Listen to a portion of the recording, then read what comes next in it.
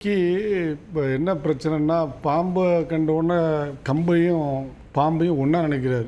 இந்த எதிர்வினை ஏன் வந்ததுங்கிறதுல தான் பிரச்சனை. ஏன் கவர்னர் இதில் திட்டமிட்டு செய்யணும்? ஏன் அவரை ஒரு காவி உடை தெரித்த நபராக காட்ட வேண்டிய அவசியம் என்ன?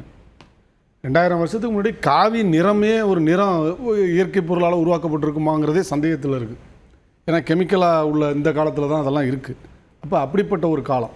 இன்னொன்று, திருக்குறள் தெளிவாக சொல்லுதுங்க, இயற்கை வழிபாடு, இயற்கையை அது பண்ணது. கடவுள் வழிபாடுங்கிறதுக்கும் இயற்கை வழிபாடுங்கிறதுக்கும் வித்தியாசம் இருக்குது.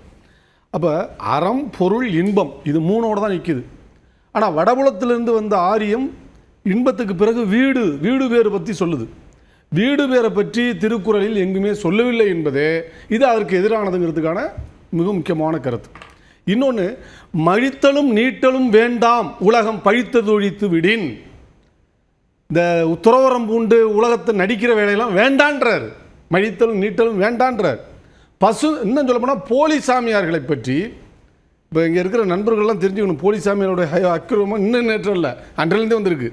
ரொம்ப கண்டன குரல் எழுப்பியவர் யாருன்னு பார்த்தீங்கன்னாக்கா திருவள்ளுவர் தான்.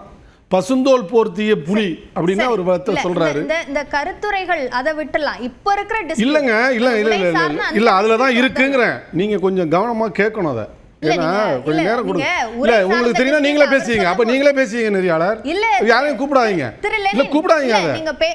நீங்க உணர்ச்சி வசப்பட தேவையில்ல. இல்ல நீங்க உணர்ச்சி வசப்படல. எதுக்கு நான் சொல்ல வரேன்னு தெரியாமலே நீங்க உலகமாக புத்திசாலி மாதிரி பேசக்கூடாது. எல்லாத்தையும் நீங்க இதெல்லாம் தேவையில்லாத. இல்ல தேவையில்லாதுங்க. அது நான் சொல்றத முதல்ல கேளுங்க. இல்லன்னா கிளம்புறேன் நான். இல்ல இல்ல நீங்க பாத்துங்க. நீங்க உங்களுக்கு ஒத்து உங்கள்கிட்ட நாயனம் பாடிட்டு இருங்க. நான் இதெல்லாம் சரியான வாதம் இல்ல. சரியான வாதம். நான் எதுக்கு சொல்ல வரேன்னா அதுக்கு நீங்க புரிஞ்சு மாட்டேங்கிறீங்க. நீங்க பாட்டு பேசிட்டு இருக்கீங்க. நீங்க தலையிடலாம். எதுல தலையிடணும்னு இருக்கு. கேள்வியை வாங்கிட்டு நீங்க பதில் சொல்லுங்க. நீங்க கேள்வியே கேட்கலங்க. நீங்க அதை இடைமறிச்சீங்க. நான் சொன்னதுக்கு அடிப்படை இருக்கு. நீங்க இடைமறிச்சீங்கங்கறேன். மீண்டும் சொல்றேன். நீங்க இடைமறிச்சீங்கங்கறேன். நீங்க கேள்வியே வைக்கல. நான் சொல்றது என்னன்னா, முதல்ல ஆரியத்துக்கு எதிரானவர் திருவள்ளுவர்ங்கிறதுல இருந்து நான் சொல்றேன். நீங்க ஆரிய சூழ்ச்சிக்கு நீங்க அடிப்படையை வைக்கிறீங்கன்ற. நீங்க அதை சொல்லிட்டு இருக்கும்போது சம்பந்தம் இல்லைன்னு சொன்னீங்கன்னா என்ன அர்த்தம்? சம்பந்தம் இல்ல. அப்படிதான் நீங்க சொல்றீங்க. அப்படியெல்லாம் பேசக்கூடாது நீங்க.